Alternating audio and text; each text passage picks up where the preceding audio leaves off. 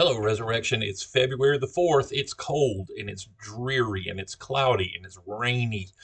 And it has been for a long time. I hope that as far as I know, everybody is at least back in. Well, no, we've got one family that is still not back in their house yet. But I think everybody else is, and I think almost everybody has power again, except for that one family. If you don't, let me know. But I think we're recovering okay from the ice storm. I hope we all are. I think I told you last week that we had some trees down at the church, especially out back at the pavilion. But other than that, everything we fared pretty well at the church, and we're up and running, and I think everything's back to normal. We'll have our regular Wednesday night programming tonight, family dinner at 6 o'clock, and then program it at 6:30, 6:45, whenever we finish up and are ready to go. I had so much fun last night. The Louisiana. Oh, it's been a long time since I slipped that way.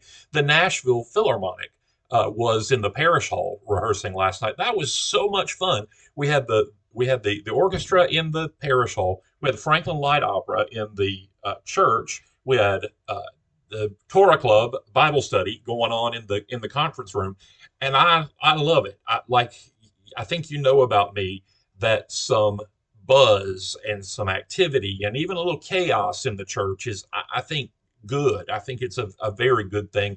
And being kind of a community hub, a community center, is a very old-fashioned model of the church. But it used to be that especially in the Church of England in the 1800s, before and after that even. But in England, the church was the community church. It belonged to the whole community. The church hall was used by anybody and everybody for whatever they needed, much like the school was. You needed to have a reception or a get together or a meeting or something like that. You went to the church, and you had that in the hall. It was a community center. It was a hub that brought people together, and I love being that. I love Resurrection being a place where the community can gather.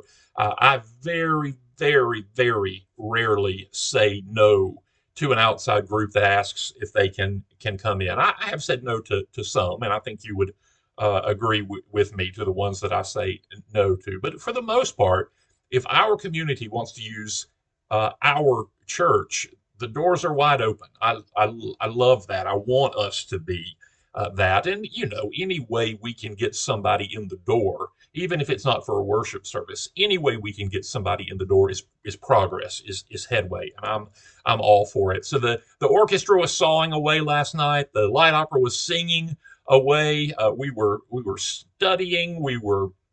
It was good. It was the church. It was the community center. It was the gathering place. And I love that. I love the church being the heartbeat of a community. Like I said earlier, we're coming off of a rough week, but I think everything is back to normal. I mentioned on Sunday that I will not be here this Sunday. My best friend is getting married in Virginia. I'm so happy for him. And So I will not be here on Sunday, but you're going to want to come to church because Father Colin Ambrose is going to be with us. Colin's a pretty good friend of mine. He is I think they call him the vice rector at St. George's. Imagine a church large enough that they can have a rector and a vice rector, plus 6, 7, 8 other priests on staff.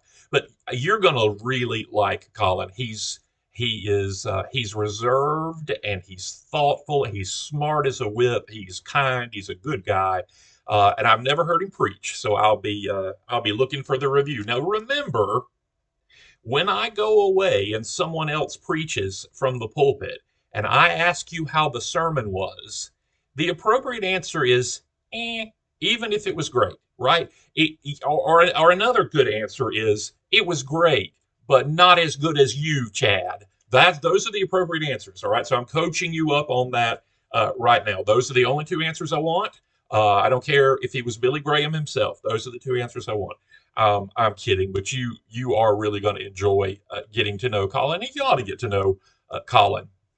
You know, the partnership between Resurrection and St. George's for a little while was not as strong as it was because there was a huge clergy turnover there. I think it is now as strong as it's ever been, and I like that. They're good to us, and I think we contribute to them as well. They are, you know, St. George's has never tried to micromanage. Even when they were paying the bills at Resurrection, they never tried to micromanage us. They're just good, fine uh, people. And now that we stand on our own, and have for years now, but now that we stand on our own, I love that that partnership is still strong. They called up last week and asked if they could have some office space while their power was out, and it came back on, and they didn't need it. I call them, for things that we need. The clergy there are dear friends of mine. I love that. So I'm looking forward to you meeting Colin, if you don't already know him. He's been in the diocese a long time, and he's a good guy. So y'all pray for me as I get on the airplane tomorrow to go to Virginia. I'll be back on Monday.